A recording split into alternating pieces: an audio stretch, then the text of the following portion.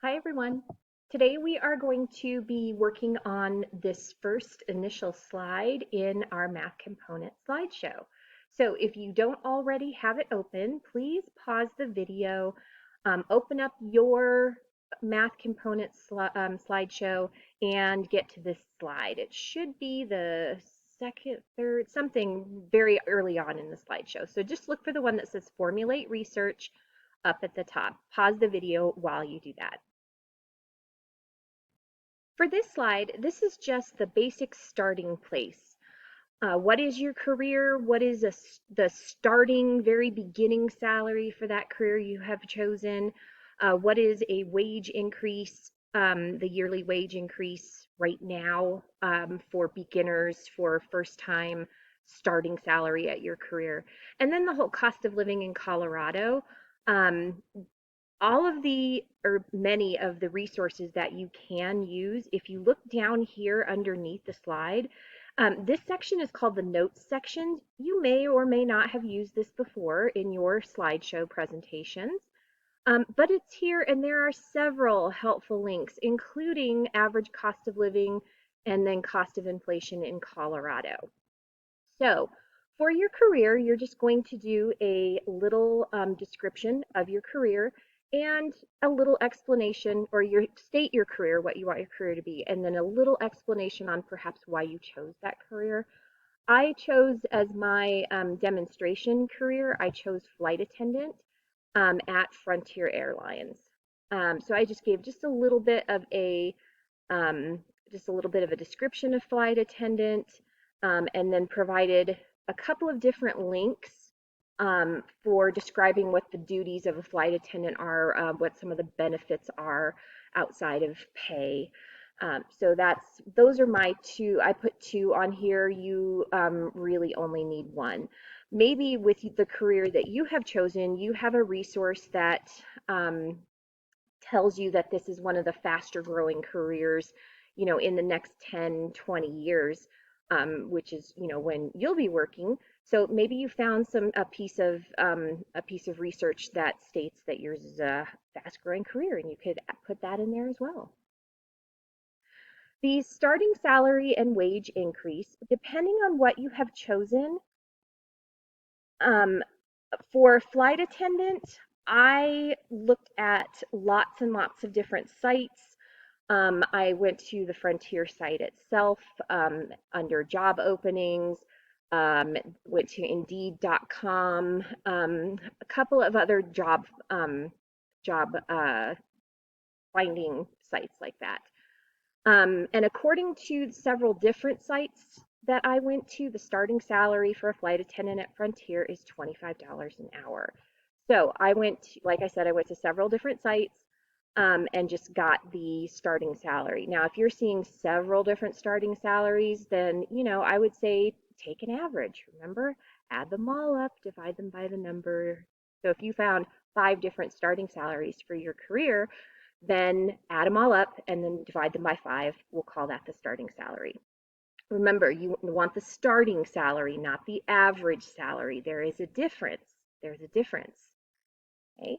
And if you're looking at starting right now, you are going to have a high school diploma. So you maybe have a couple of concurrent enrollment classes, something like that. But you're not going to have a college degree. You're not going to have an associate's degree. So make sure that you are looking for that information. The wage increase, that one was a little bit challenging to find for a flight attendant. I went to USA Wage. Yearly wage increases are about an average of 4% for flight attendants. It can be more as you gain more experience, and as the longer that you stay on with a particular airline. But for the beginning phases, the first 5 years, it's about 4%. Um, oh, again, the starting salary piece, I put in 2 resources right here that I just found, the future flight attendant and Indeed, and that gave the $25 an hour piece for the starting salary. And then USA Wage, this is another site, flight attendant salary information in Colorado. There we go. Um, and I took the average to get my yearly wage increase. So this is a salary trend from 2012 to 2021. So a 9 year, over the course of 9 years. Here in 2017, they only got a 1.66% raise. In 2020, of course, they were down 6.5%. So they had to take a tremendous pay cut, of course, because people were not flying anywhere due to COVID. Um, but with several of the numbers, it came out to about a 4% wage increase. So you can, like I said, you can look around and find those. Um, this link down here for yearly increase. Okay.